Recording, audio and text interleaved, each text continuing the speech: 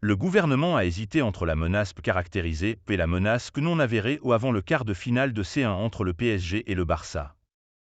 Tuez-les tous. Lundi, la branche afghane de l'État islamique a semé la terreur en appelant à la préparation d'attentats lors des quarts de finale aller de la Ligue des Champions. Le tout en identifiant nommément les 4 enceintes à cibler, l'Emirates Stadium d'Arsenal, le stade Santiago Bernabéu du Real Madrid, le Metropolitano de l'Atlético et bien sûr le Parc des Princes, entre d'un PSG qui accueille ce mercredi soir le FC Barcelone.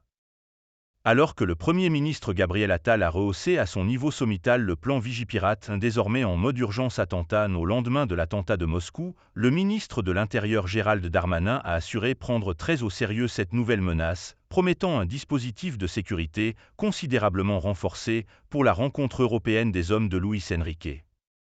Pas d'incident à Londres et Madrid.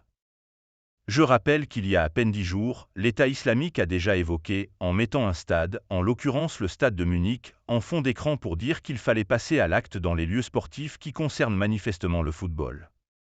Mais tous les sports peuvent être concernés.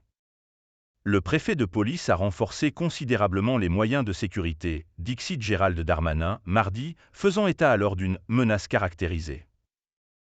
Ce mercredi, la porte-parole du gouvernement Prisca Thévenot affirme pourtant qu'il n'y a pas de menace avérée sur le quart de finale que le PSG s'apprête à jouer au Parc des Princes. Le tout en prenant à témoin le ministre de l'Intérieur. Il n'y a pas, et ça a été rappelé par le ministre de l'Intérieur tout à l'heure en Conseil des ministres, de menace avérée, mais notre prudence et notre responsabilité restent de chaque instant, a-t-elle soutenu devant la presse. Mardi soir, les matchs de Ligue des Champions à Madrid et à Londres se sont déroulés sans incident.